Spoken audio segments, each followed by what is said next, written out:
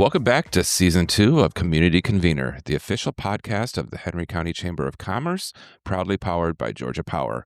I'm your host, Joseph Henning, President and CEO of the Chamber. We have another packed episode for you today, highlighting some incredible programs, services, and milestones right here at the Henry County Chamber. Our community dialogue this month, hosted by Christy Chewning of Central Georgia EMC, features Judy McMurtry of JM EXCEL Consultant, Anita Hsu with Gezzo, and our intern, Subramanya Hariprasad, discussing generations in the workplace. In Tourism Trends, we'll sit down with Director of Tourism, Laura Luker, to highlight history in Henry County. And then we'll turn to Director of Membership, Leonard Robinson's conversation with our March Ambassador of the Month, Lindsay Theodo, for our Member Minute. So grab a coffee and let's dive in. This month's community dialogue is titled Bridging the Gap, Generational Diversity. Thank you to Kaiser Permanente for your generous sponsorship of this series. Let's listen in to Christy Chewning's conversation with Judy, Anita, and Subramanya. And stay tuned after for a reflection and challenge from our Director of Communications, Barbara Ingram. Welcome to Community Dialogue presented by Kaiser Permanente. Today we're discussing Bridging the Gap, Generational Diversity. We are exploring how organizations can create workplaces where employees of all ages feel valued, respected, and empowered to contribute. Today, joining us are Judy McMurtry, entrepreneur and leadership coach, Subramanya Hariprasad, a Georgia Tech student and Chamber PIN Intern representing the next generation entering the workforce, and Anita Hsu, owner of multiple successful restaurant brands that employ team members across several generations. Thank you all for being here. Thanks for having us. Yes. So, first question. When you hear the phrase generational diversity, what comes to mind and why is it important for organizations today? Anita? Well, generational diversity makes me think of the different ages that we hire at Sweet Auburn and Gezzo's, Lazy Betty, Tio Lucho's, and it immediately kind of makes me think of the challenges that come with that. There's also a lot of benefits as well. But yeah, it just kind of makes you realize that, as a seasoned entrepreneur, I've been doing this for 25 years. It's kind of a blessing that we're at a place where our company has grown to the size where we can benefit from people with more wisdom and then maybe people who have fresh ideas and energy who are a little younger coming in. But it definitely has its pros and cons. Judy? Generational diversity for me is understanding that people are different, even, as far as age wise, and they were born in a different time. And things are not the same as far as the environment. So you have to respect that and get to know individual people versus just focusing on their age and that they're young, but find a common ground to connect with them. That's for diversity for me. I just look at it a little different. And because we're different, that's really basically the basic definition of diversity is different. Subramanya? Yeah, to me, generational diversity, I believe, is being in a place with a lot of different age generations, but being able to kind of find a connection across everyone you're working with, no matter how old, how young, how experienced, how inexperienced they are. Yeah, that's how I define generational diversity. So, Judy, as a business owner and coach and mentor, you've worked with professionals at many different career stages. What leadership approaches help unite employees from different generations? Well, what I do first is I always give an assessment. I'm a consultant for DISC, and I administer assessment.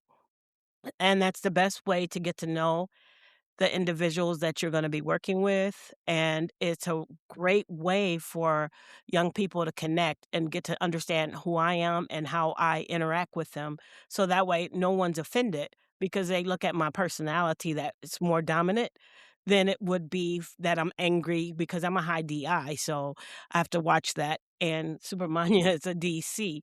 So every time I have employees that I work with, no matter what their age, I start off with their personality and we go out and I'll do a debrief and we get to know each other on that level first. And That's building relationship.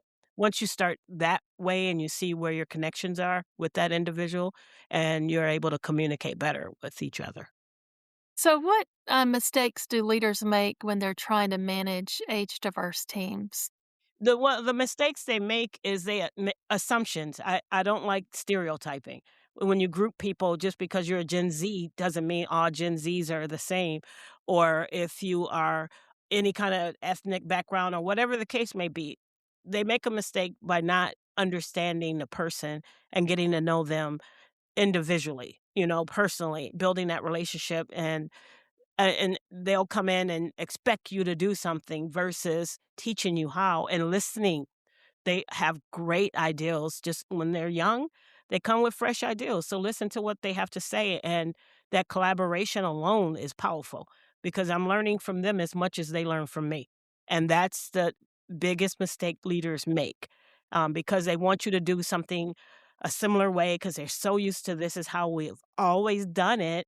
And they expect the people to come in and do it exactly the way they've always done it versus learning from them because they have a new, fresh idea of how to do it and make it better.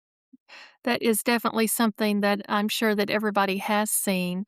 Subramanya, as a Georgia Tech student preparing for your career, what are you looking for in an employer? Absolutely. One, I think, is a collaborative workspace across like the all verticals of the organization. To me, when I'm able to, for example, in the chamber, speak to pretty much anyone in the office, everyone in the office is willing to give their time to me, help me on an issue, give me information I need to get my tasks done. That shows me that the place I'm working is a very collaborative environment and the kind of place I want to be. Aside from collaboration, I think a general respect for new technology and new skills and understanding that, people that are just now entering the job market are going to know more about, people who have been in the job market for a while about certain things. As a student, I find that you're kind of forced and almost required to pick up new technologies, whether that's for a class, whether that's to get your homework done, whether that's to complete an assessment or an assignment. You're forced to learn all these new technologies and you have all this expertise. It's very beneficial to go into an employer workspace where the employer understands that you are going to have knowledge that other people don't have, and they want you to share that knowledge and give it to other people. Those are the two biggest things I look for. Okay. So, let me just ask you, how do younger professionals prefer to receive feedback and communication with their supervisors? Absolutely. I think this varies on the person type a lot, but a big thing that a lot of other students at Georgia Tech and I discuss is working somewhere and then their manager is unclear. I think clarity is the number one thing, however you define that. If that's, written feedback on a work product that you submit through an email and the manager gives you a very detailed list of feedback, that could be one way to do it. Another way could be your manager has a conversation to you about what you've done wrong and what needs to change. But I think by far the biggest impediment is clarity. There's a lot of leadership out there that unfortunately isn't very clear to interns or new grads who have just started their jobs. And that creates a kind of negative workplace where you're wondering, why am I working this job if I am not doing my job right, getting no feedback on how to do my job right, and then eventually just continue to lose responsibilities and you become a potato all day and you do no work. In that sense, I think a lot of people search for clarity and direct communication with their employer. I know I'm definitely that way. If I'm doing something wrong, if I'm going off the tracks, Judy will always reel me in. She'll tell me, you're building features on your software for this, but this is what we want instead. And I really appreciate that clarity because it saves me a bunch of time from diagnosing the issue myself and also makes it clear what I need to do and how I need to improve. So, you've kind of answered this a little bit, but just what are you looking for in an organization to go to work for? What's going to attract you and retain you in that organization? Absolutely. Yeah. I think number one, I'm looking for the organization to itself have a heavy emphasis on growth. We're in a very, very volatile time in terms of businesses and employers. And we see a lot of businesses dying out very quick because they're not able to grow or adapt to technology as well. For me, the ability to grow and the ability to adapt to technology is by far the biggest thing. Second is keeping the workplace competitive. I think that when I look for an employer, when I look for a place to work, I want to work somewhere that pushes all of its employees and has a competitive recruiting process. I think those two things make an employer or a possible future place of work important and worthwhile for me. Thank you so much. Anita, your businesses employ team members from multiple generations. What challenges and opportunities come with managing such a diverse workforce? I think that, Judy and Subramanya touched on a lot of that. It's just the difference in people's background and what they bring to the table. Even their communication style can differ amongst different generations. I would say the younger people that we have on our team enjoy texts. Sometimes in-person confrontation or having difficult conversations in person may be easier for some of our older team members, but the younger ones prefer maybe a text. It can be digested a little bit better and vice versa. So I think adapting to everybody's style is kind of the challenge that I have as a business owner. But at the same time, I think as a leader in the organization, if you're communicating that one of your values is to have people on your team who are adaptable, who can also be a team member, as in it's not just your way, but you have to realize that everybody receives feedback differently or does or likes direction in a different way, and just being accepting of everybody's personal work styles is really helpful. But I would say that that's one of the challenges. Communication, also work life balance is kind of a term that's come up a lot more with our younger people than our older employees, and we all value work life balance, but getting to really know, what does that mean? Some of our older employees, they don't mind getting texts on their day off because they are just like, yeah, I want to stay up to date. This is just part of what I'm used to. But then some of our younger people will say, hey, I need you to really respect my work life balance, and I don't want any texts on my day off, And so it's kind of those little nuances that we have to really pay attention to what's important to each individual team member, and just kind of be respectful of all of that. Do you have an example of a time when maybe different generations on your team helped solve a problem or improve a customer experience? So, an incident where we had multi generations help each other solve a problem is, in the restaurant business, we're always working on kind of programming that kind of elevates just not just the dining experience, but really just the kind of outside the food experience. And so I was having trouble really getting our social media to really catch on in certain ways. And so one of my younger team members said, Anita, I've noticed that we don't do as much on TikTok. And so that just one idea really sparked our marketing team to kind of shift our gears to more TikTok reels, which then led to a lot more views. And so, it wasn't necessarily a novel idea, but I think maybe because the younger generation spends more time on TikTok, it was more top of mind. And sometimes it just takes one person to really kind of advocate for an idea for it to really stick. Actually, a really good example because I know that everybody asks the question about should we be on TikTok? Should we not? And so, it's a business decision that's individual as the individual person. So, Right. yeah, that's a really Yeah. good example. So, let's talk about stereotypes and focusing on individual strengths. So, and this really question is going to be for everybody is how do we move beyond those stereotypes and focus on individual strengths?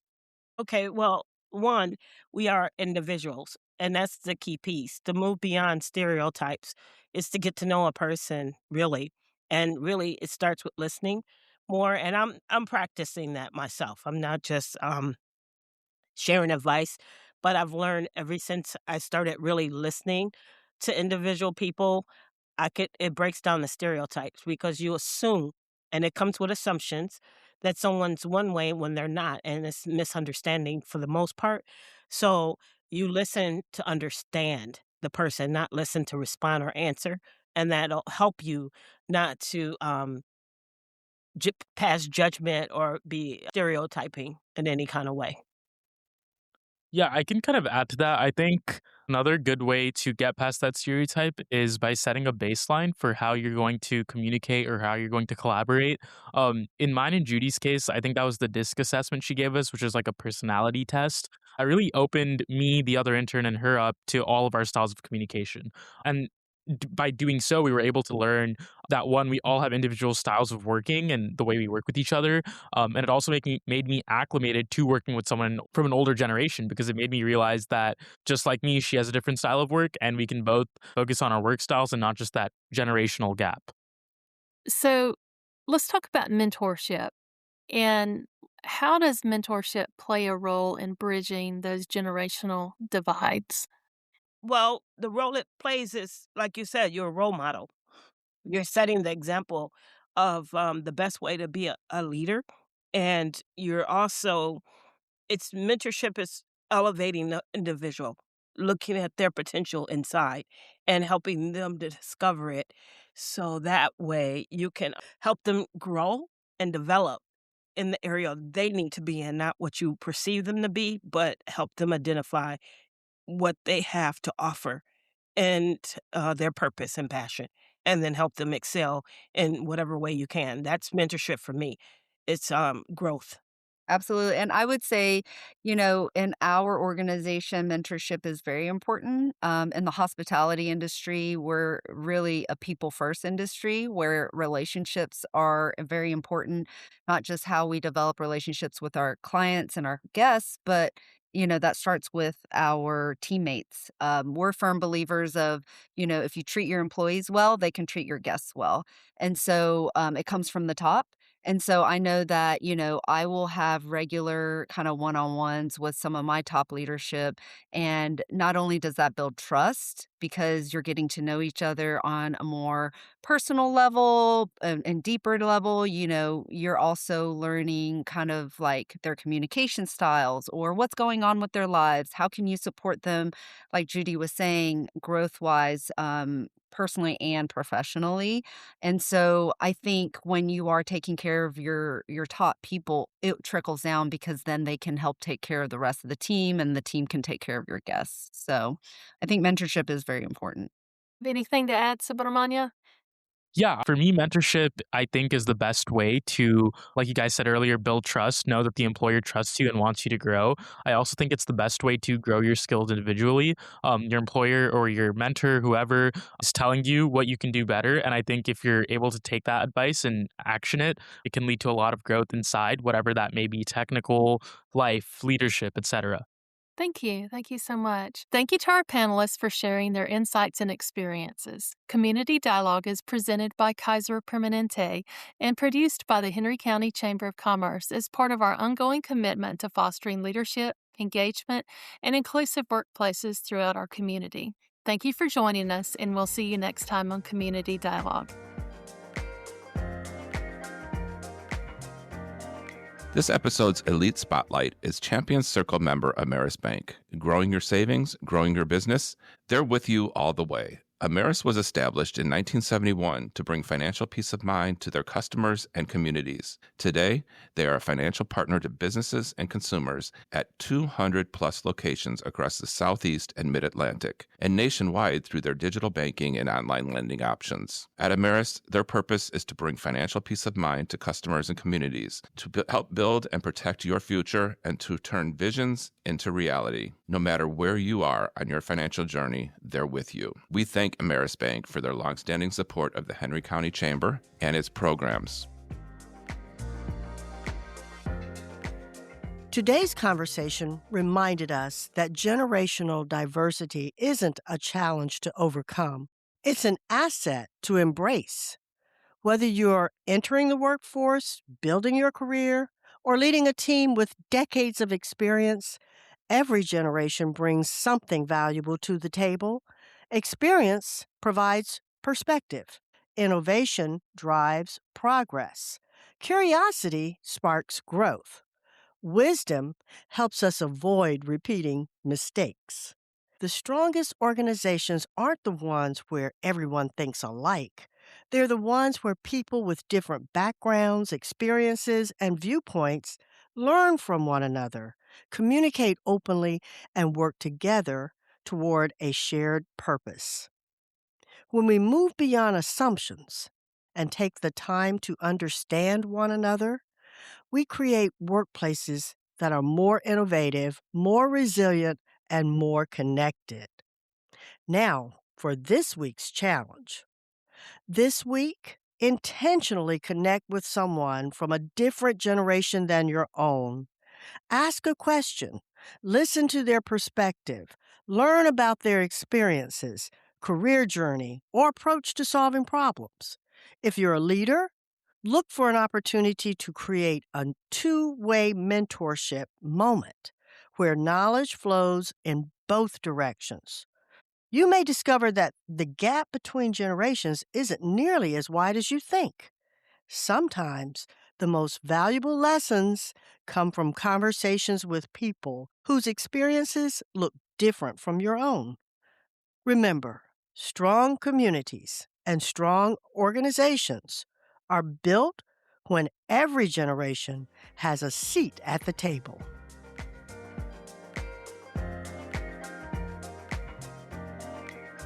Hi, I'm George Cruz with Georgia Power. What's the biggest challenge facing your organization right now? Is it retaining talent, building culture, leading through change, or keeping up with AI? At the Innovation Summit, we're bringing business and community leaders together to tackle those conversations head on. Join us June 18th for an incredible lineup, including Kimberly Green, President of Georgia Power, and David Kent, CEO of Piedmont Henry Hospital. Tickets and sponsorship opportunities are available now. Register today and be part of the conversation. Well, welcome back to this episode's Tourism Trends, and I'm excited for this conversation with Director of Tourism Laura Luker in recognition celebration of the country's 250th anniversary. We want to talk a little bit about the history of Henry County. So, Laura, welcome in today. Thank you. So, how old is Henry County? So Henry County was created, I guess I should say, in May of 1821. Oh, wow. And so it is, a mere 205 years old. Looks good for its age. Looks good. What's the history around that creation? So, Georgia was one of the last colonies to be founded or created in the 1730s. And was run a little bit differently, but it wasn't until the early 1800s that the land outside of just the coastal areas began to be established. And in 1821, Henry County was created from lands that were ceded by the Creek Indian Nation at the Treaty of Indian Springs, and it Okay. became Georgia's 52nd county. So when we think of Georgia being one of the 13 original colonies, that was predominantly the east portion of the state. Is that correct? Correct. So originally, when James Oglethorpe founded Georgia, it was in that Savannah area. Okay.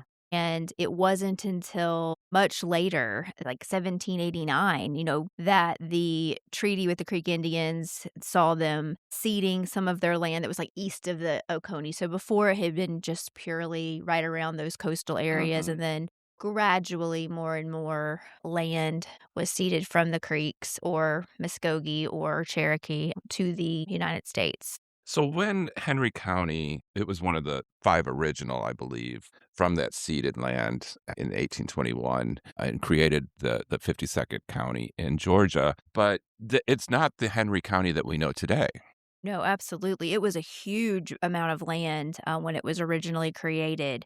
It was basically stretched from present-day Dunwoody all along the Chattahoochee River, south to what's current-day Griffin, west to Jonesboro and along the Flint River, and then east to the Ocmulgee River around where a little bit past current-day Covington. So it was a tremendous amount of land area. And, it stayed that for less than a year before it was split off and formed either all or parts of current day Butts County, Clayton County, DeKalb County, Fulton County, Newton, and Spalding, and then large portions of Rockdale and Fayette counties. Wow. So this is why it's called the Mother of Counties, because all or part of 8 counties came from the original land area of Henry County. tell us a little bit about the namesake. I think there's usually some confusion around that. And so share that with us if you would. Yeah, so Henry County is one of 10 Henry counties in the United States. We definitely get that. Sometimes there's a Martinsville, Henry County, and then there's Virginia, there's an Ohio, and actually There's an Illinois. there's an Alabama, Georgia, Illinois, Indiana, Iowa, Kentucky, Missouri, Ohio, Tennessee, and Virginia. Wow. All have Henry counties. And interestingly, all of them, minus the one in Ohio, who is named for General Henry Dodge, were named for Patrick Henry, the Georgia Patriot. So he's of give me liberty or give me death fame, which party trick, I can do the entire speech. Well, we'll have you back for that. You know, those 8th grade memories that die hard. Yes. Oh, yes. I want to talk about present day Henry a bit and some of the key unique advantages that Henry County has. But before we get there, let's talk a little bit about the factors that shaped Henry County early on in the first 100 years. So really, obviously we were one of the big 5 original counties that were founded out of that Treaty of Indian Springs. And once the treaty had been formed and people started moving to those areas, they now needed a way to get around to transport their goods. And so the innovation of the steam engine really kind of created that opportunity. And so that was around the 1830s. So Henry County is still relatively new, but the railroad dramatically shaped Henry County as we know it today. I would say that every city in Henry County is where it is right now. Absolutely. Because of the railroad, with the exception of McDonough. McDonough was founded as the county seat in 1823, so only 2 years after the original creation of the county. And so it was where it was, but all the other cities had grown up. So there was the original Bear Creek Station, which is what's now Hampton, and there was Stockbridge. But the railroad didn't go through those quote unquote cities at the time. They weren't incorporated. And so those cities moved to where they currently are. I just find that so fascinating. Like, just pick up your city and move. Pick up your city and move. Yep. Yeah, we're going to go over there. The railroad's over there. So City of Bear Creek Station became Hampton, and Old Stockbridge became New Stockbridge, and now it's just Stockbridge. And it wouldn't be incorporated. Neither of them would be incorporated for a lot of time. But those cities literally moved to be along the railroad tracks. Locust Grove, the railroad was running through, so it formed around the railroad. And I think it's interesting, too, because to see that history today, you can actually go to Hampton or Locust Grove and be on the train depot, see the trains go through in Locust Grove. Absolutely. I mean, Hampton has the original train depot that was built post-Civil War to house travelers and guests as they were coming through on that train station. And that's still there. They have a small museum inside. Correct me if I'm wrong. The Hampton Depot, one half was traveler side and the other half was like a warehouse side or something for some of the goods going through? It very well could have been. Okay. It still has all those original giant doors that would have facilitated the import. And you can still go and see that. And then it has the ticket office. It has the gatehouse. So a lot of those original structures are still there. It's gorgeous. Locust Grove doesn't have their train depot, their original train depot there, but they do have a really wonderful train watching platform. So you can sit, you can listen to the conductors talking. Locust Grove has the distinction of having more than 40 trains going through it every single day. So that railroad history is alive and well still in Henry County. And I would bet that if you go out on a weekend and go to that train watching platform, you're going to find someone sitting in that platform who can tell you more about those trains than maybe you've ever wanted to know.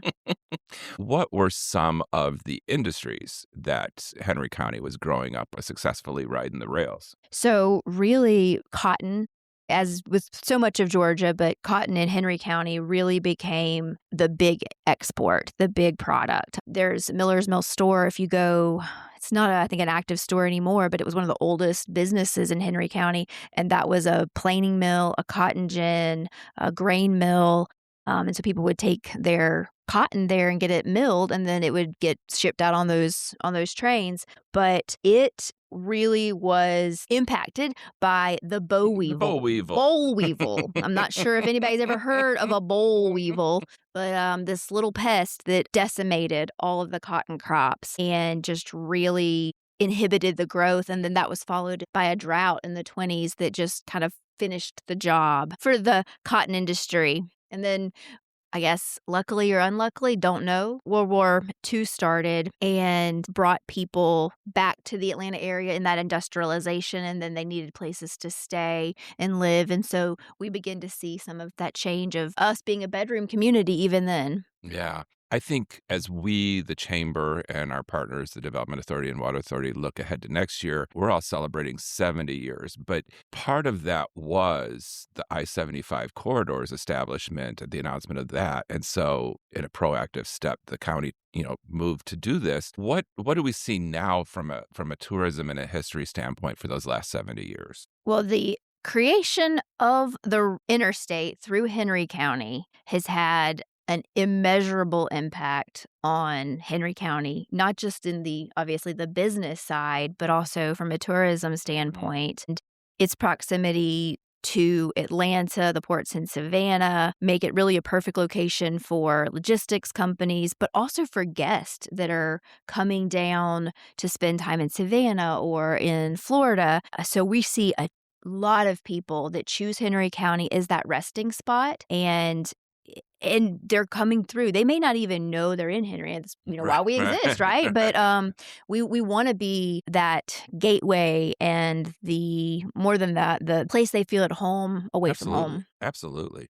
And come out and explore. Absolutely. Yeah. What are some of the notable people from within, sports world, famous artists, things like that from Henry County that we celebrate? Henry County actually just has this really rich history as well as a rich present. Michael Harris, Chris Tucker, Shaquille O'Neal Chris Tucker and Shaquille currently live here. T.I. has lived here, but also the band Casting Crowns, which is a Christian rock band, has been active since the late 1990s. Collective Soul, which is a rock band, early 90s to now. Justin Schaefer, who was an Atlanta Falcon from 2022 to 2024. Kyle Davies, who was a Brave from 2005 to 2007. Daniel Roberts was the silver medalist at the 2024 Olympics. Jason Hayward, who World Series champion. World Series champion. He was a Brave before he was a Cub. But he went to Henry County High School and played for the Braves for 4 years before playing for the Cubs for 4 years. And for several years, and then now he's retired and works for the Dodgers. But we won't talk about that. No. After the World Series, he did nothing. Let's shift a bit to education, because I think people are amazed by the strength of the educational opportunities here in Henry County. We've got a dozen private schools. We've got campuses from Mercer, Clayton State. We've got a Henry County location for Southern Crescent Technical College. But our education history goes further back than any of that. So let's talk a little bit about Henry County schools and where education in Henry started. So Henry County has been at the forefront of education from almost the beginning. Okay, maybe not the exact beginning, but in 1894, the Locust Grove Institute opened, and this was the premier school. It was considered in a lot of academic circles as one of the most prestigious schools, so much so that people and students were sent here from Europe. And it was one of the first college preparatory schools in Georgia that was accredited by the Association of Schools and Colleges of the Southern States. And their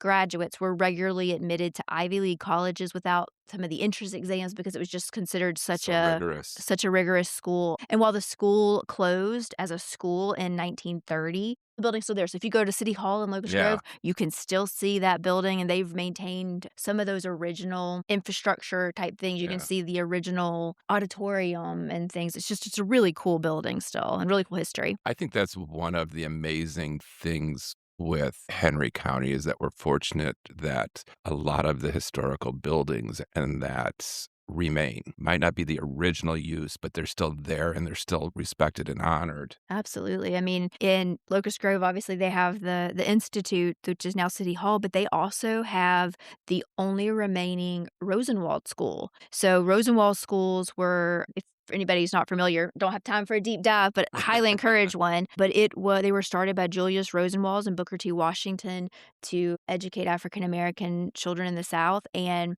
Henry County at one time had 6 different Rosenwald schools, and all but one of them no longer stand, but the Unity Grove School in Locust Grove is still there, and efforts are being made to preserve and move it. Absolutely. I know there's 2 more things that I want to ask you about. One is the Atlanta International Raceway. Yes, the Atlanta International Raceway, i.e. the Atlanta Motor Speedway, i.e. now Echo Park Speedway. So that wonderful facility has almost as long of a history in Henry County. Actually, it has a longer history in Henry County than the interstate itself. It was opened in 1960 as the Atlanta International Raceway was that until the early 1990s when Bruton Smith purchased it and renamed it Atlanta Motor Speedway. And then it has really just undergone this transformation to become one of NASCAR's premier racing destinations. One of my favorite things that I love to say, to tell people, is kind of a fun fact, is Richard Petty, who is the winningest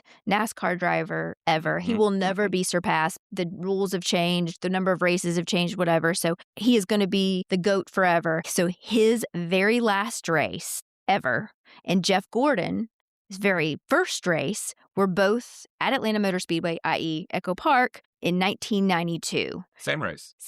That's amazing. So it's just incredible. So when there was a tornado that hit the Speedway in the mid-90s and it triggered this huge reconfiguration, so to its current quad oval status, and then they reprofiled it again, and now they went from 24-degree banks to 28-degree banks, and it's hard to summarize what that difference is to people, but it's crazy. Do you remember the first race after the reconfiguration and the new slope, and that was the 3-wide? Yes, that was just like one of the most incredible closest finishes in NASCAR history. It was amazing. Yeah, that was so fun to watch. But if people are interested in Echo Park, and they do tours. They absolutely do, Monday through Friday from the gift shop. Yep. Where can they go to get more information on Echo Park? At echoparkspeedway.com.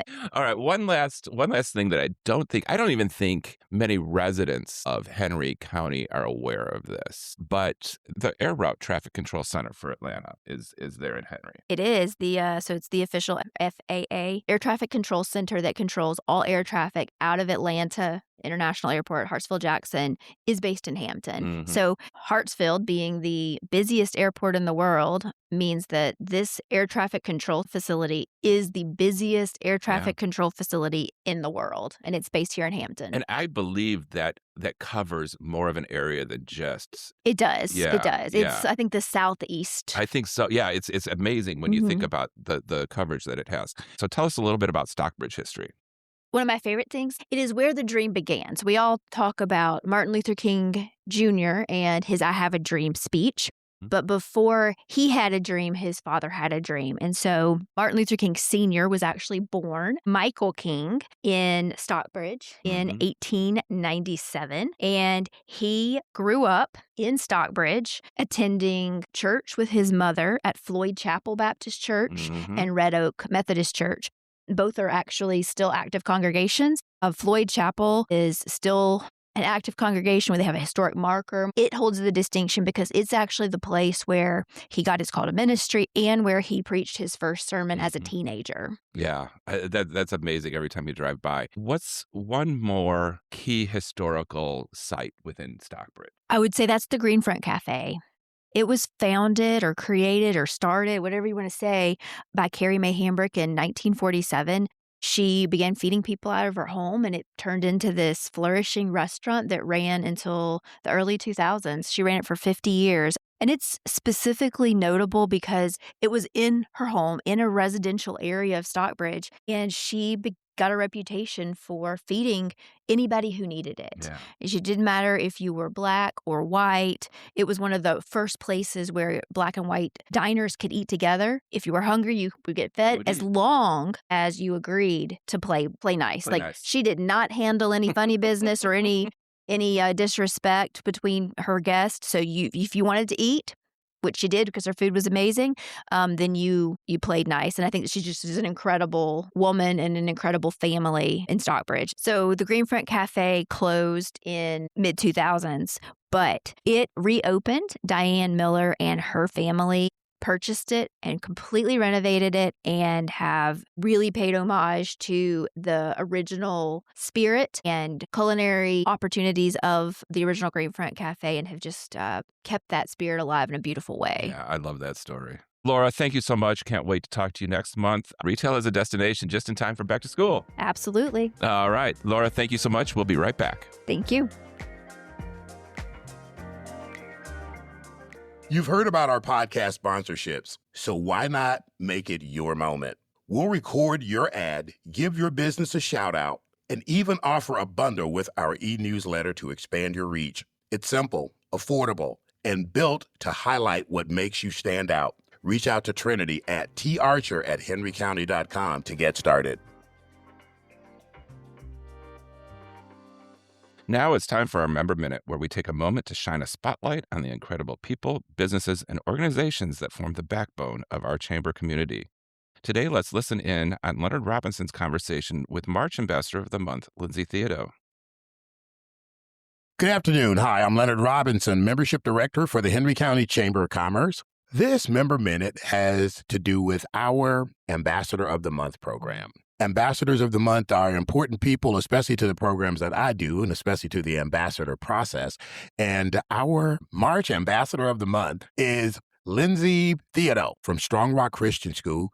Lindsay, welcome. Thank you so much for having me. Happy to have you here. Now, we have a new system for Ambassador of the Month, so it allows you to see points and to watch how the month is progressing. So with that system being in place, were you sure that you were going to be Ambassador of the Month for that month? Oh, no, I was not sure at all. No. Because there's so many of us that are so active. Great point. So there was some surprise there. Once it was named, because I was under the impression that everybody just knew. So I didn't do a big reveal. I just kind of went, hey, y'all, Lindsay won. Which that was that was unintentional. I was under the impression everybody already knew. Yeah. But now, once you realized, though, while we were standing there at the restaurant that day, that you were the actual winner, what were your thoughts? Well, my first thoughts were, like I said, because there's so many of us that are so active, my first thoughts were, did I have the most points? Did I do the most things? Because I feel like sometimes I'm really running after some of the other peers of mine, the other ambassadors who attend as many, and sometimes I feel like more events than I do. I try to make it top priority. There's so many great people to meet and new things to learn about. And I feel like it's really given me a run for my money to keep up with everyone. So I was really surprised. Fantastic. Now, as Ambassador of the Month, what does that mean? There's not a monetary value that goes with that. What does it mean to you? It means that you guys recognized that I was showing up and I was doing not only what ambassadors should do, but that I care about the community and I'm out there trying to make those partnerships, meet those new businesses, help them succeed. And for you guys to acknowledge that I was a part of that means a lot. Fantastic. Now, so if I set up a class or a position where I wanted to train ambassadors of the month, and low key, I'm not like snitching or nothing. It's been brought up. Maybe you should be brought into a role like that. We'll talk about it later. Okay. But what type of advice would you give someone who said, I want to be an ambassador? I tell everyone when it comes to the chamber, whether they're just looking to be a chamber member or how can you be an ambassador, how can you do all those different things, you get out of it what you put into it. You can't go into any of it thinking, what am I going to get out? You have to first decide and make it intentional what you're going to put into it. I can make all these connections. I can make business connections. I can make friendships and partnerships, and I can do all these things. But I have to realize it's not just for me. It's also to better other people. Because when we're together, we're better. And so you can't go into it only looking for what you're going to get or what someone's going to spend with you or what they're going to buy from you or what they're going to hire you to do. You have to go into it. What can I do for you? And then those partnerships and relationships naturally build. And so I try to tell everybody, you're going to get out of it what you put into it. You don't show up, you don't go, you don't meet the people. Why would you ever hear from them then? You didn't try to meet them. So I don't know if that's exactly helpful, but I just try to set people up for realistic expectations. Show up, make it a priority, some level of priority, and you can get so much out of it. And I think that's a really good point. I like where you're going with that. It is very important. If you can't show up and be a part of the process, it's really hard to expect to get something out of it. If you don't go put funds in, it's called robbery if you go take money out of the bank. You see what I'm saying? So, right. We need to make some deposits in order to make withdrawals. Okay, I think that makes a lot of sense. You're a bit of a unicorn in the fact that It's my favorite animal. See? Okay. That didn't catch me off guard at all. But now you are a bit of a unicorn. You understand this chamber life thing. This is not transactional. This is more a relationship type thing. You do really well, and you're very unique in what you do with Strong Rock Christian School. Okay. I know there's a lot of passion, and I think it's a model for what you do. I love the stuff and information you share, but how much of that are you willing to share today? Probably a fair amount. You're just going to have to guide me on exactly what you're looking for, because I am very passionate about Strong Rock Christian School. I'm very passionate about what I do there. And the irony is, even though it's a school, a lot of people are like, oh, what do you teach? And I'm like, oh, the classroom and the kids, those aren't for me. You have to know your own personal limitations. So I have always taken a viewpoint that the more I can help the adults that can help the kids, then I can take things off their hands, give them time to then pour into the kids and the different things. And then if I can source things for the school, for the teachers, for the students that they were looking for that were not purchasable items or partnerships, or can we get someone to come in and see them? When I see things that we need, that doesn't necessarily mean it's a transaction. Sometimes it's a personal relationship partnership. Oh, the Engage Club, is trying to speak with local senators. Okay, well, let's give a few a call. Turns out I went to Henry County Day at the Capitol with the Henry County Chamber, met some, got some information, and now I can call upon them because I at least can say, hey, thank you so much for meeting me that day. My personal belief is everything we do, business, personal, with your kids, with your students, just you as a parent, not necessarily at my school, whatever you're doing, when you're ordering lunch over at Freddy's, it is relational. It is relationship based. And if you can show someone that you are interested in them, you can be genuine about it, because you need to be. You don't need to fake that. What do you have going on? What are you doing?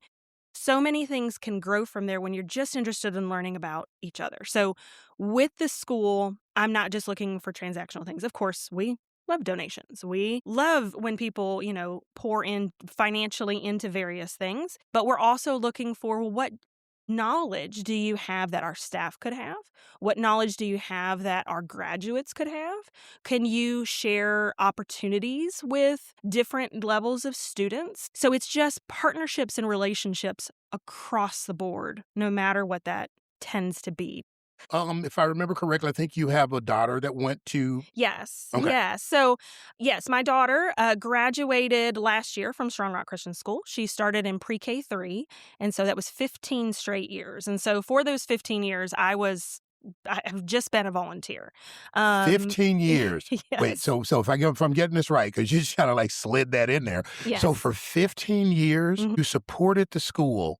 Wow. Yeah. Where's that come from? Well, when you choose private school, that becomes a financial decision in your family. And so in our family, we are a one-income family. My husband's working and I was not. And so when you do that and you're in a private school that doesn't have buses and stuff, it's hard to find a job in the middle. And the Lord really provided. There were some years there that I wasn't sure how we were going to pay tuition, and the Lord just made it work. But I was always like, well, I can't give them more money than what I give when I pay full tuition. And all the things that come with the expenses of a child. Oh, wow. But what could I do to help them with monetary value? Volunteering my time means that they don't have to hire someone to do it, or volunteering to help raise funds for this, that, or the other. Then it doesn't go into the tuition. I'm already paying it. So I just felt like I could turn my time into money for them. And you're not just organizing bake sales and trying to have an art exhibit, right? I've seen your work. You've got a reputation for the stuff that you do. Yeah. You've also have a distinction for having one of the better business after hours that we attended. Yes. There were so many door prizes. There were so many people engaged. It was a beautiful facility. Thank you. Okay. We felt very, very welcomed. Mm-hmm. All right. It was a little far out. And but that's why we had the golf cart ride. Yes, yeah. It was really, really good. What do you want someone listening to this to know about Strong Rock? Well, first, I would love for them to know that Strong Rock Christian School is there because we are at the moment on a dead end road. And if you don't go back there, you won't know that we're there. And you can see because you visited, it's a sprawling campus. We have so many facilities and lots to offer. And, a lot of people, as with anything, will have preconceived notions. And I always tell people just give it a try. You don't know until you visit, you don't know till you talk to one of us. So whether you're looking to put your student at Strong Rock, that's amazing, or you're looking to find a partnership, if you need advertising and you'd like to invest in our athletics or fine arts or our only sanctioned NASA team, student astronaut team in the state of Georgia is at Strong Rock Christian School, like those kind of things, then you want to invest in the future leaders of Henry County, then come see us and we can find places to invest where you're passionate and you can help the kids at the same time. Brilliant. Fantastic. Stronger together. I like the theme. I like the concepts. What do we want people, if someone wants to make contact, if they're trying to reach out, how does someone contact you? So to contact me directly, you can find my information under the ambassadors on the Henry County website, Henry County Chamber website.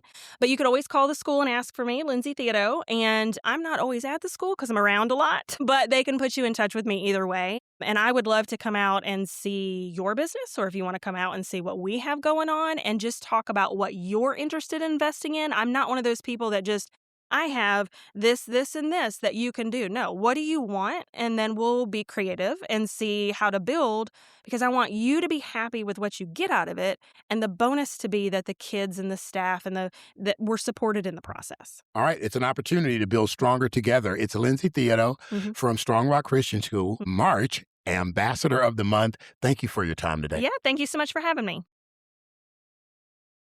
All right, a huge thank you again to Lindsay for her work with the ambassadors. We also have some wonderful news to celebrate from our members of our Chamber family. We want to invite you to celebrate growth in our community by joining us at our upcoming ribbon cutting on June 17th at 11 a.m. for T-Mobile Locust Grove. Are you looking for some exciting opportunities for your youth this summer? Visit Henry County Parks and Recreation for a listing of their programs, including Arts Camp, Volleyball, Tumbling, and Basketball Camps, and Neurodivergent Lego Club. Details can be found at hcprd.org. The Bennett family of companies and the Bennett Taylor Foundation invite you to the 4th annual Ball Drop, Stars, Stripes, and White Lines as part of Wreaths Across America. The event will be held November 6th and 7th at Echo Park Speedway. For details and tickets, visit sswltruckshow.com. That's sswltruckshow.com. And join Makers on Main in Hampton on Thursday, June 18th at noon for their 2nd anniversary celebration. Visit themakersonmain.com for details. Be sure to check out echoparkspeedway.com to find out more about the NASCAR race weekend, including the Quaker State 400 available at Walmart on Sunday, July 12th. They offer great prices and packages for the entire family. Gordon State College Foundation is hosting its 2026 Swing for Success Golf Tournament on Thursday, October 1st at Raintree Golf Club in Thomaston. Visit gordonstate.edu for sponsorship and registration information. Commissioners voted 4-2 to approve the budget for Henry County. Henry County's Chief Financial Officer, Joy Robinson, and Budget Director, Bernita Campbell, presented the budget that will fund county operations from July 1st, 2026 through June 30th, 2027. The fiscal year 2027 General Fund and Special Service District adopted budget is $294.2 million, up 2.2 from last year. The Henry County Board of Commissioners accepted 2 significant grant awards this week. The first is a $200,000 grant from the Atlanta Regional Commission Community Development Assistance Program to fund a comprehensive county-wide housing plan focused on affordability, emergency rental assistance, and temporary housing solutions. The county will provide a $40,000 local match. The second grant is a $300,000 ARC grant to develop Henry County Freight Cluster Plan addressing freight mobility, traffic congestion, and safety, with a $75,000 local match from the Transportation Department. If you're interested in learning more about these members or any of our members, be sure to explore the member news section on our website. Next up, let's look at what's coming up on the Henry County Chamber calendar. We have a fantastic lineup of events designed to help you connect, learn, and scale. On Monday, June 15th at 5:30 p.m., we are partnering with the Fairview Public Library for our first teen entrepreneurship workshop. Tailored specifically for aspiring young entrepreneurs ages 12 to 18, this hands-on interactive experience allows students to build a real business concept, design a brand, map out financial decisions, and discover what it truly takes to launch an idea. It's a fun introduction to business ownership and serves as a perfect stepping stone towards programs like Flex. If you are looking to actively grow your network and your business, join the Henry Business Builders every Tuesday morning at 9 a.m. right here in the Chamber's Business Resource Center. This is a completely free networking group that brings together local small business owners and solopreneurs focusing on building meaningful referral partnerships and supporting one another's success. There is absolutely no cost to attend and no prior registration is required. Just show up, start connecting, and see if this vibrant community is the right fit for you. On Thursday, June 18th from 8 a.m. to 1:30 p.m., please join us for our marquee event, the Innovation Summit, the Talent Catalyst, hosted at Merle Manders Conference Center. This year's summit is heavily focused on innovative strategies for modern workplace culture, leadership, and employee retention. Through dynamic keynote presentations, interactive panel discussions, and practical workforce solutions, attendees will walk away with fresh ideas and actionable strategies to attract, engage, and retain top-tier talent. The Henry County Chamber offices will be closed Friday, June 19th in observance of Juneteenth. On Monday, June 22nd at 5:30 p.m., we are bringing our second Teen Entrepreneurship Workshop to life, this time at Cochrane Public Library. Just like our Fairview session, students will get to think like entrepreneurs, build a unique business concept, and explore exactly how to turn a creative idea into reality. On Thursday, June 25th at 5:30 p.m., join us for a fantastic evening of networking at Business After Hours, hosted by Veteran Support Group in McDonough. This popular monthly networking event is a prime opportunity to connect with fellow chamber members, enjoy light refreshments, and build strong professional relationships in a relaxed, casual setting. And don't forget, the chamber jackpot drawing will take place live during the event, but you must be present to win. On June 29th at 5:30 p.m., we will host our third Teen Entrepreneurship Workshop at the Fortson Public Library. If you know a young person who has ever dreamed of starting their own business, this is an incredible, no-cost opportunity for them to gain hands-on experience and discover what is truly possible through entrepreneurship. Finally, on Tuesday, June 30th at 9:30 a.m., please join us for Building Economic Bridges, Housing, held in the Chamber's Hudgens Room. This collaborative, vital discussion, hosted in partnership with the United Way of Greater Atlanta, will bring together lenders, financial institutions, and community stakeholders to explore exactly how housing inventory directly impacts our regional economic growth and financial stability. It is a critical conversation focused squarely on building a stronger, more prosperous future for our community. Finally, the Chamber offices will be closed on Friday, July 3rd in celebration of Independence Day. For more details on any of these upcoming events or to secure your registration, simply head over to the Chamber calendar on our website. Thank you so much for tuning into this episode of Henry County Chamber's Community Convener, broadcasting from our Georgia Power studio. If you're listening and are interested in learning more about our exclusive membership benefits, or if you'd like to explore sponsorship opportunities for your business, please give our team a call at 770-957-5786 or visit us online at henrycounty.com. Remember, tomorrow, June 16th, is the runoff election day. Be sure and voice your vote.